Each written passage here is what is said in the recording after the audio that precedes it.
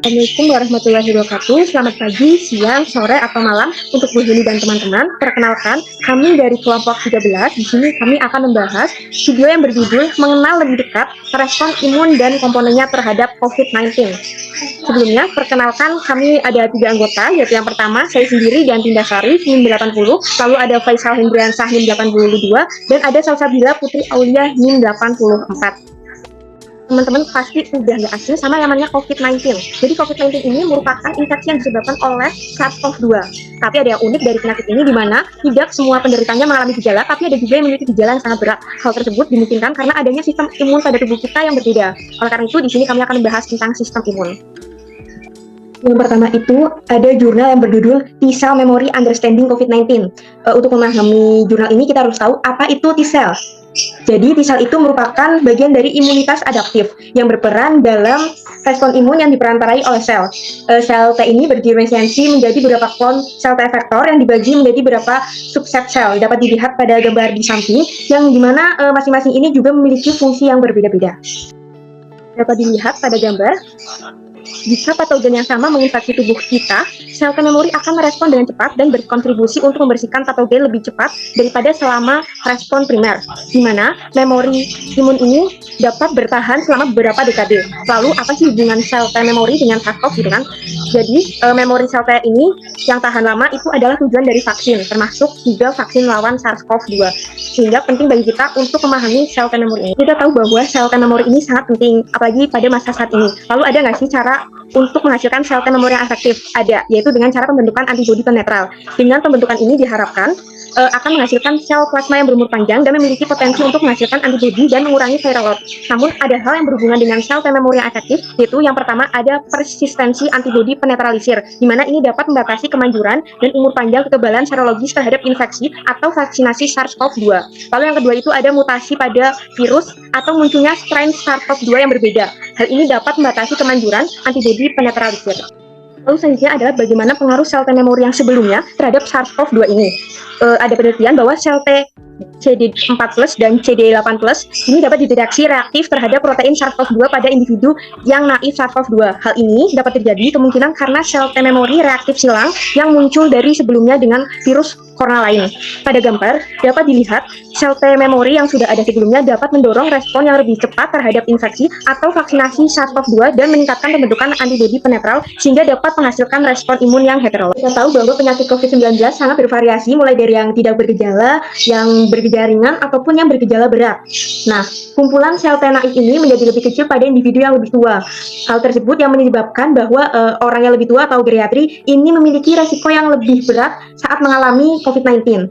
Lalu bagaimana variasi respon terhadap SARS-CoV-2 yang mempengaruhi sel T memori. Jadi untuk pasien COVID yang pulih, mereka menunjukkan bahwa diri mereka mampu mengembangkan sel T imun. Sedangkan bagi pasien 19 yang parah, ini menunjukkan bahwa mereka memiliki cacat parah pada respon sel T.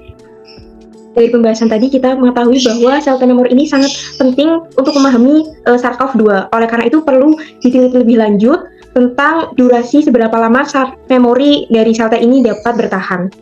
Saya Nugroho, perwakilan dari kelompok 13. Di sini saya akan membahas terkait PTBL, makalah respon imun adaptif terhadap SARS-CoV-2 dan COVID-19. Untuk sistem imun umumnya dibagi menjadi 2 jenis, yaitu sistem imun bawaan dan sistem imun adaptif. Sistem imun adaptif merupakan pertahanan tubuh yang timbul akibat dari rangsangan antigen tertentu. Apabila invasi virus tidak dapat diatasi dengan respon imun bawaan, respon imun adaptif akan diaktifkan. Respon imun adaptif dimulai dengan adanya aktivitas makrofag atau antigen presenting cell (APC) yang memproses antigen sedemikian rupa sehingga dapat menimbulkan interaksi dengan sel-sel imun. Penyakit coronavirus 2019 atau COVID-19 yang disebabkan oleh novel patogen manusia sindrom pernapasan akut parah coronavirus 2 SARS-CoV-2 adalah penyakit serius yang telah mengakibatkan morbiditas dan mortalitas global yang meluas. Pemahaman kita tentang SARS-CoV-2 dan COVID-19 telah berkembang pada pesat berevolusi selama tahun 2020. Selanjutnya ada CD4+ itu salah satu respon manusia terhadap infeksi SARS-CoV-2 adalah dengan membuat antibodi spesifik SARS-CoV-2 sel T CD14 dan sel T CD18. Antibodi sel T CD14 dan sel T CD18 masih dapat memiliki peran protektif dalam pengembalian infeksi virus.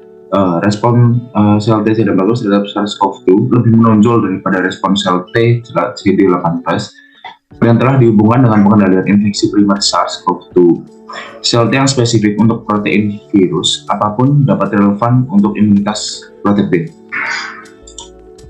Untuk sel CD18 itu, sel CD18T sangat penting untuk pembersihan banyak infeksi virus karena kemampuannya untuk membunuh sel yang terinfeksi. Pada infeksi SARS-CoV-2, keberadaan sel T CD18 spesifik virus telah dikaitkan dengan hasil COVID-19 yang lebih baik. Secara keseluruhan, sel T CD18 spesifik SARS-CoV-2 yang beredar kurang konsisten dia mati daripada sel T CD4+. Untuk sel T CD18 SARS-CoV-2 spesifik untuk berbagai antigen SARS-CoV-2 dengan spike, nukleokapsid, M, dan ORF3A terwakili dengan baik. Pada COVID-19 akut, sel CD18+T spesifik SARS-CoV-2 menunjukkan molekul tinggi yang terkait dengan fungsi efektor sitotoksik yang kuat seperti IFNG, granzin B, perforin, dan CD10-7A. Untuk kesimpulannya dari makalah ini, meskipun banyak yang harus dipelajari tentang imun terhadap SARS-CoV-2 dan hubungannya dengan penyebaran, meningkatkan keparahan, memori kekebalan, perlindungan dan vaksin telah dicapai selama tahun 2020, studi sel T CD14 spesifik antigen, sel T CD18 dan tubuh bersama-sama dalam kohort yang lebih besar dari pasien yang akut, mewakili berbagai tingkat keparahan penyakit diperlukan untuk lebih memahami mekanisme respon imun adaptif protektif terhadap COVID-19. Salsabila akan membantu menjelaskan mengenai penghindaran pada imunitas bawaan pada COVID-19, di mana imunitas bawaan ini merupakan suatu respon awal pertahanan tubuh yang terbentuk alami dan berperan pada imunitas adaptif pada pembentukan suatu memori. Korelasinya pada infeksi coronavirus ini dikaitkan dengan pengaktifan oleh mekanisme immunoevasion yang menargetkan imunitas bawaan. Nah, kemudian untuk mekanismenya itu sendiri, respon imun bawaan diaktifasi setelah virus terdeteksi pada reseptor sebagai RNA untai ganda melalui PRR, contohnya di sini ada RIG1. Setelah virus dikenali melalui mekanisme E3 ubiquitin kinase dan ligase akan menghasilkan faktor transkripsi, yaitu ada IRF3, NF-κB, dan ada AP1, di mana mereka akan ditranslokasikan dan diaktifkan ke nukleus dan akan menginduksi interferon. Nah, tapi ketika sel inang ini terinfeksi virus corona, dalam mekanisme ini akan mengganggu dengan mengubah profil sekresi sitokin sehingga dapat memicu terjadinya badai sitokin dan dapat juga memicu terjadinya inflamasi. Kemudian untuk mediator-mediator imun yang berperan ini ada neutrofil, sel NK, makrofag, dan ada sel dendritik, di mana ketika mereka ini terinfeksi, maka akan terjadi pengaruh bisa secara fungsional, namun dapat dicegah dengan adanya TRIM atau Train Immunity. TRIM ini merupakan fenotip memori yang dimiliki imun bawaan dan diprogram ulang setelah ada paparan patogen yang biasanya disebabkan oleh vaksinasi. Inisiator TRIM yang poten biasanya itu misalnya polisakarida glukan yang dia ini akan diadministrasikan menuju kelenjar getah bening yang akan mengaktifkan dendritic cell dan akan terjadi ekspansi dan aktivasi sel T spesifik dan meningkatkan produksinya dari efektor sitokin. Nah, kemudian intinya pensinyal pertahanan tubuh dalam imunitas bawaan dapat terganggu oleh coronavirus dengan mengubah profil sekresi dari sitokin pada sel inang yang terinfeksi. Hal tersebut dilakukan melalui pembatasan aktivasi dari PRR yang dapat diantisipasi dengan adanya TRIM.